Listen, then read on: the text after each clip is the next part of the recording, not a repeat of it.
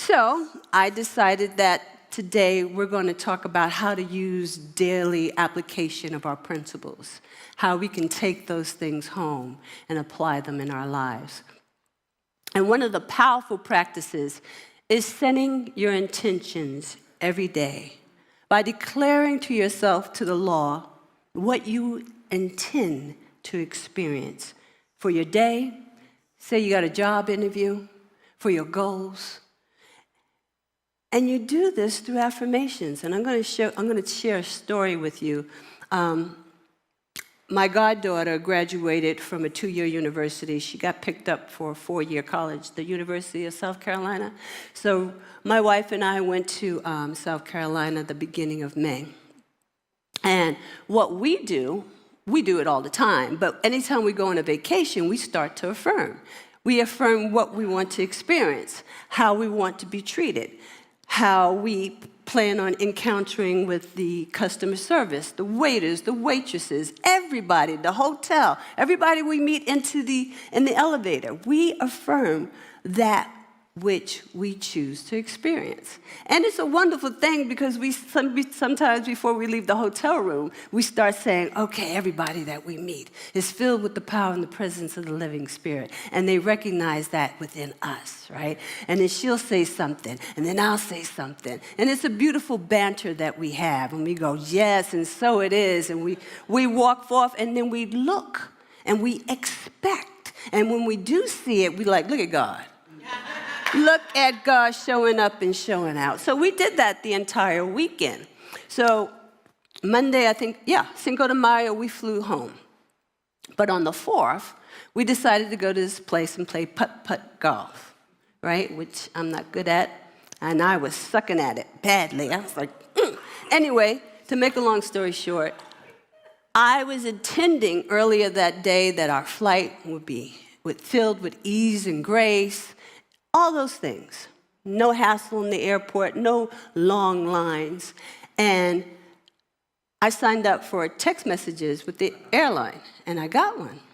So while I'm doing the putt-putt, I had my AirPods in, and I heard a little ding. So I went to check, and it says your flight was delayed.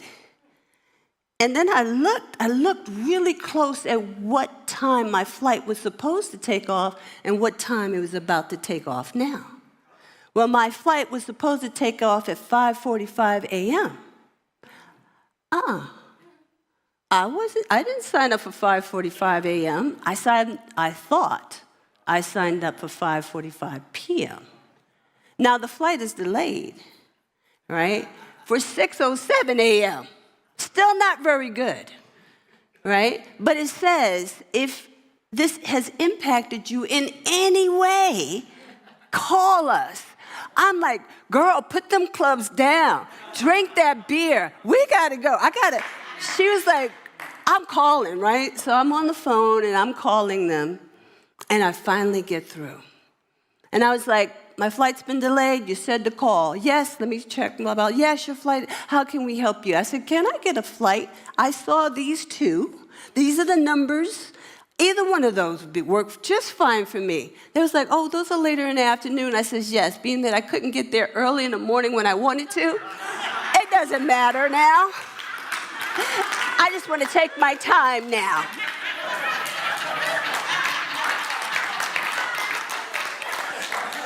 Yes, ma'am, we're hooking you up, blah, blah, blah. Here's your new flight number. Here's your, can you give me seat assignments? Yes, ma'am, got your seat assignments. And they hooked us up. And Rachel was like, done? I said, done. She said, look at God. And so that's just an example of what happens when you affirm nothing but goodness and blessings all the day of your life, okay? You make your declaration. So, where was I? I got carried away with that story. So, yes. Now, I want to share something with you that Ernest Holmes said, the founder of the Science of Mind philosophy. And in the Science of Mind text, he has given us so many wonderful affirmations. They're a little long, some of them. Like, when we do an affirmation, we'll say, I know that I'm divinely protected and guided and all that, and it's usually that's where it ends. This man right here He gives you wonderful paragraphs of affirmations. And this one says, today in this moment, the law responds to my thought. My word is one of affirmation, rising from the knowledge that the good, the enduring, the true are eternalities in my experience. I cannot be apart from that which is my good. My good is assured me by God, the indwelling essence of my life. Is that not beautiful? Yes. Oh my goodness, he's pure poetry. I love this man. To change our mind through affirmation of spiritual truth is truly a profound and transformational process. It involves aligning our thoughts and beliefs with principles that uplift and inspire, creating a foundation for inner peace, growth, and clarity. This practice draws upon ageless wisdom, psychological insights, and the power of intention to enact meaningful change within oneself. However, I have had individuals tell me that affirmations and other spiritual practices do not work for them. And I have to tell Chauncey to shut up. And through my years of observation and research, I have noted several reasons why it doesn't work for certain individuals, whether they are members for a long time or newcomers to this philosophy.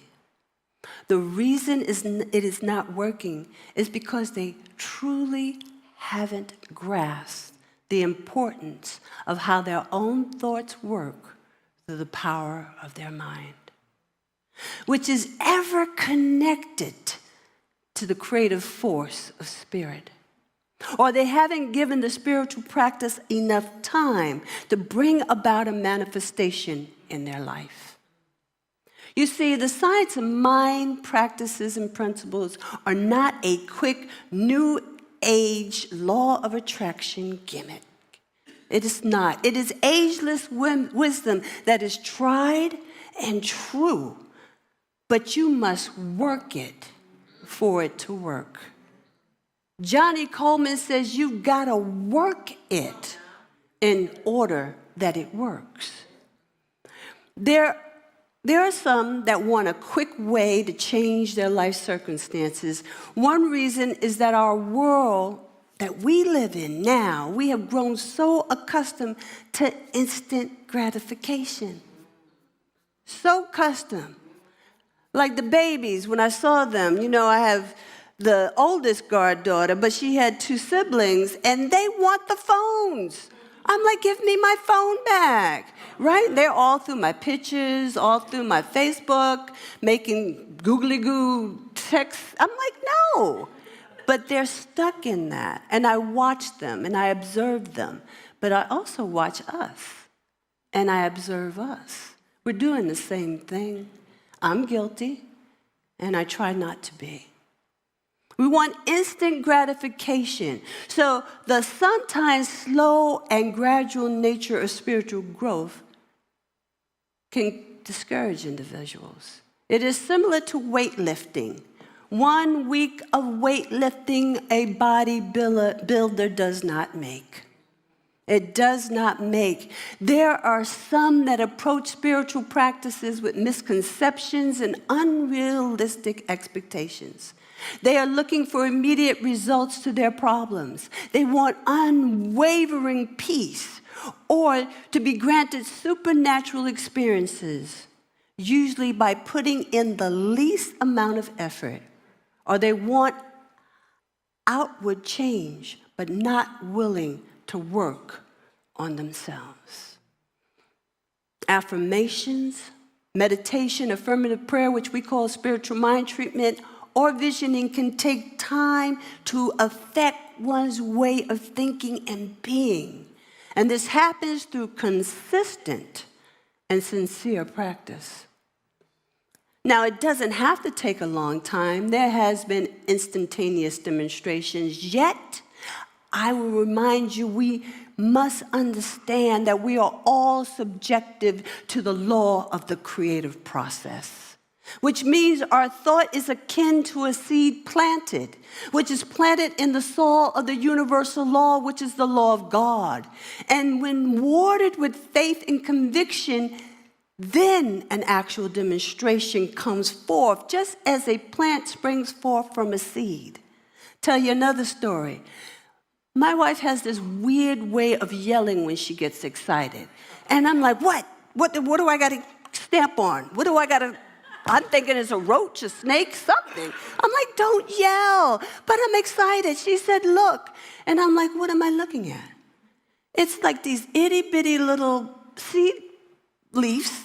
They were carrots that sprung forth. She has 3 vegetable beds full of things. If you name a vegetable, I probably would say, yep, it's in there. There it is. She got so excited over these little carrots that I could barely see. But just like that seed she planted in the dirt 2 weeks ago, however long, it takes the soil of the universal law to bring forth a manifestation, a demonstration, a carrot. The creative process will only give you what you planted. If you planted thoughts of abundance, health, and self-esteem, that is what you will yield.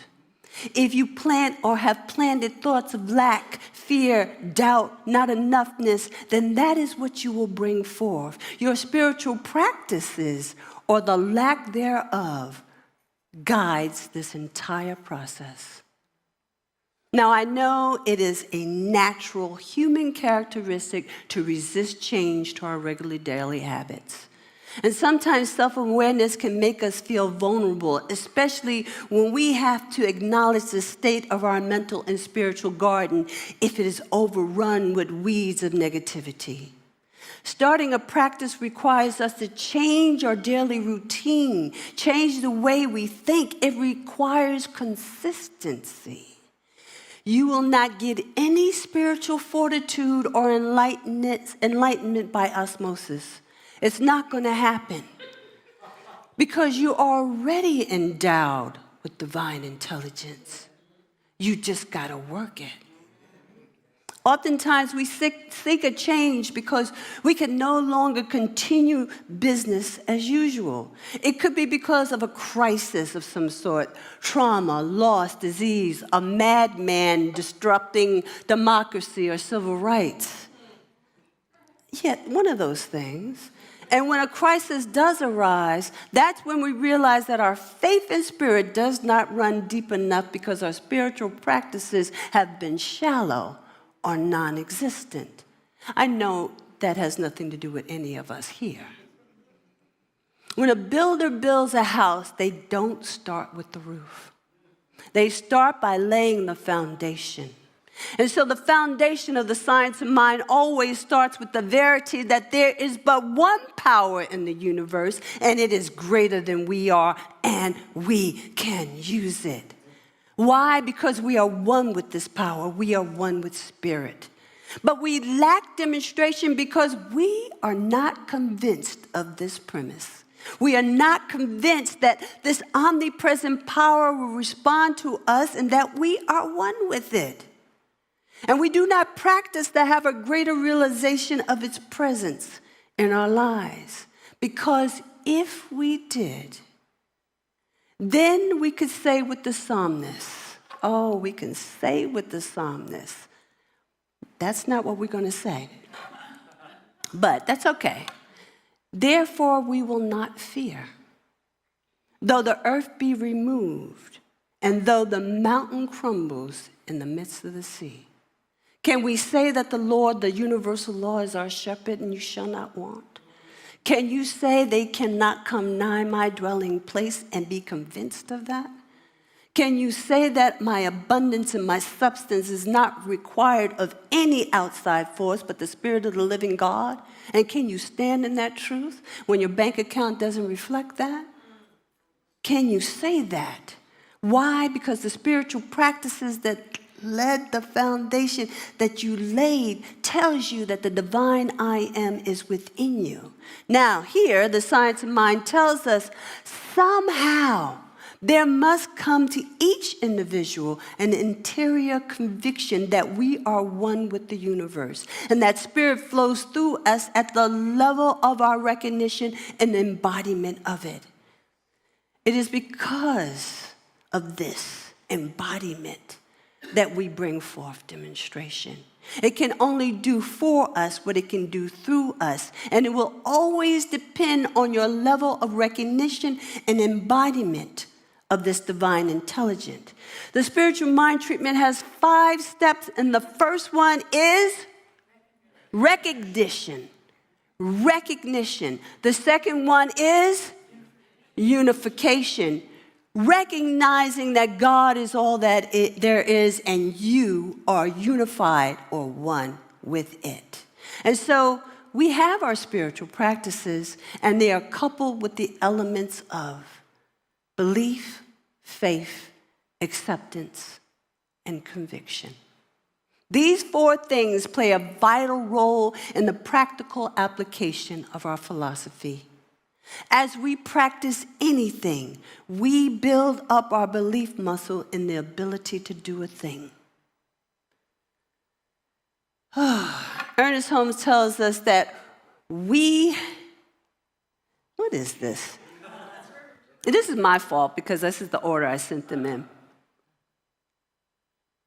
Okay. We said that. There we go. We cannot recognize that it is, that spirit is, that God is. You don't like those words? The universe is, that reality is. Ernest Holmes called it the thing itself. You can call it whatever you want. We cannot recognize that it is while we are believing that it is not.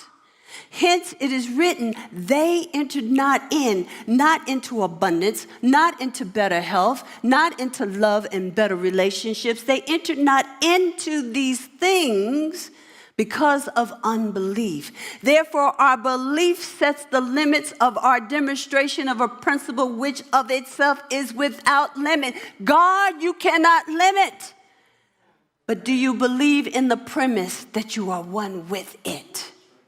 It is ready to fill everything. Do you hear me? Because it's infinite. So it's not a question of its willingness, nor of its ability. It is entirely a question of our own receptivity. That's powerful, people. Of our own receptivity. If then we are new to this philosophy, the words we hear at service are just information. We might be inspired by that information. We might like that information. But that's all it is because we haven't established a foundation to lay it out on. If we come back and learn more, maybe take a class here or there, then that information becomes knowledge. Then if we are willing to take that knowledge and apply it through our spiritual practices, it becomes wisdom and a way of life. A way of life. And that is how a daily practical application of spiritual principles happen. Ernest Holmes says on the cover of the book, The Science of Mind, a religion, a philosophy, a way of life. You might say, well, yeah, but I tried, Reverend Jean, to affirm and do all the different types of spiritual practices, and my life hasn't gotten any better, girl. The things I wish to bring forth in my life as manifestations, they haven't happened. It's not working for me. Okay. Or is it just that you're not working it? Or is it not working fast enough for you? Remember, every thought that has developed into a thought pattern in your subconscious mind is akin to a daily broadcasting signal that tells the universe what it is that you believe. This is the truth I have accepted for myself, good, bad, or indifferent. This is the level of recognition of divine intelligence that I have in this now moment. What is it that you say you believe? What is it? And who do you say you are? The scripture tells us that it is done unto us as we believe, to the degree that we believe. Not only are we broadcasting, but we are also receivers of that which we have broadcasted. We are receivers. Everything we have mentally cast out onto the screen of the universe is caught and it finds its way back to us in some form of manifestation or continual life experience. It's like a boomerang. Everything you have mentally believed about yourself, what you believe you can or cannot have, all the concepts that have been impressed upon your subconscious mind shows up as the running narrative of your life experience. Now that may be a grim thought for some folks, but fear not. I hope this is the right slide. That's not the right slide. Take it back. Okay. It's not a question. Remember, it's not a question of its willingness or its ability. It's entirely a question of our own receptivity. So when you begin to truly believe that Spirit can do for you what you are intending for your life, the affirmations you do today, the truth that you accept for yourself today will begin to mitigate, replace, dissipate the things that you have sent forth in your yesterdays. As you affirm a new truth about your experience, you begin to set up a spiritual force field. Reverend David said last Sunday, may the force be with you, right? Because it was the 4th of May, right? May the force be with you, right? You got your own spiritual force field, and that's what spiritual practices do for you. But remember, you're a broadcasting system. So don't think those things are not going to come back and hit you upside the head, because they will. But what you affirm today dissipates, weakens, dissolves the energy thereof. And the more you do that, the more you come into the realization there's a power in this universe that's greater than I am, and I can use it. All those things are now denied entry, for they no longer have the passcode. They are no longer in alignment with who you have come to be. And I will tell you, the power has already been given to you. I always like that. I love the master teacher, Jesus. He's cool, all right? And he says cool stuff, be going over people's head all the time. He says, all power in heaven and in earth has been given unto me. All power in heaven, in consciousness, and on earth, in the realm of effect, has been given unto me. That's powerful. You have to be diligent in changing that which you have accepted, which has already been accepted by your subconscious mind. And it doesn't mean that you do your affirmations in the morning and go around negating everything you have affirmed the rest of the day by being judgmental, by being petty, by being mean-spirited. Girl, I don't know what you're looking at. You better get away from me. Or continuing to think in the old belief patterns, or looking for evidence that your affirmations are not working. No, look for the fact that they are working. Affirm expectations. You should always have expectations of the thing that you declare will be the truth in your life. Don't be Chauncey. Chauncey is rude and negative. I'd be like, ooh. Because if you are doing that, if you're negating your affirmation, nothing will ever change in your life. And yes, you will come to me and say, my affirmations don't work. My spiritual mind treatments don't work. Yeah, I believe you. You carry your mental atmosphere everywhere you go. Remember, change your thoughts, change your life means change the way you behold all things. For all is God, all is divine, all possess the divine I am spirit within them. Bless their hearts. Because we can see that sometimes people out there do not know who they are or whose they are. But that doesn't let you off the hook of affirming a greater truth about them, about yourself, and about every moment and every minute of the day. That's your job. You are responsible for what lives rent-free in your mind. And what does live there impresses upon your subconscious mind and becomes the reality of your life. You are responsible for the renewing of your mind through the spiritual practice and communing with the divine I am presence within. Now, I implore you to raise your voice with affirmation. Affirmations are positive declarations that assert a truth or intention. I know I've been talking a lot, and so I want to get to this point. These are the things that I want to leave you with. And I'm going to talk more about this in class this afternoon. Step 1, identify the spiritual principles that resonate deeply with you. You can open up your Science of Mind text and find one of 1,000 of the affirmations by Ernest Holmes. You can use the Bible. The Lord is my shepherd, I shall not want. The law, the universal law is my shepherd, I shall not want. You can find anything that resonates with you and you make up your own. Journal. Use that. Reflect on its meaning. Don't say divine protection and guidance is mine, but you don't know what divinity is all about. You don't know how that you are divine. You don't know about the divinity of spirit that lives within you. You don't understand what you're saying. It's not going to do you any good. So reflect on its meaning. Create a sacred space for affirmation, right? It should be calm. It should be quiet. Because eventually what's going to happen, everywhere you go will become sacred. My car is sacred to me. I do spiritual mind treatments. I do affirmations. I pray for everybody and everyone on the road, especially when they don't seem to be driving in a cohesive manner. Ooh, bless their hearts, Spirit of the living God. Bless them now. And let them get there safe. And I do mean that.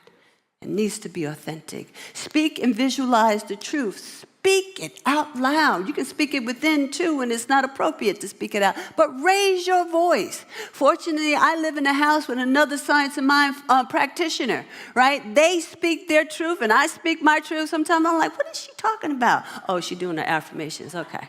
I'm like, okay, girl, you go on. All right. And then she'd be like, oh, I thought you were on I didn't know what you were saying, right? But that's the environment that you live in when you can say what you want to say and praise God in your own house and you're not being looked at out the side of your eye like you're crazy. Raise your voice.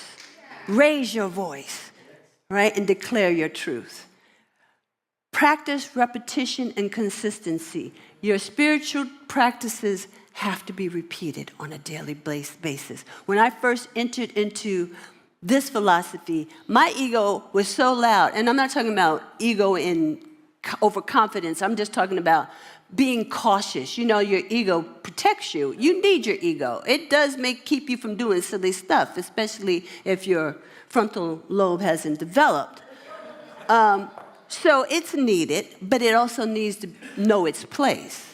Right? And I have an analytical mind. I want to put everything in a box. Everything has to be categorized. Everything has to be judged. Everything has to be labeled. And I'm like, oh, this chatter, though. So I found me an affirmation that worked. It was simple, and it made sense. God is greater. And God is all that there is. And it worked. It quieted it down. So find and raise your voice, but it has to be repetitive and consistent. Now embody that affirmation. James said, faith without works are dead.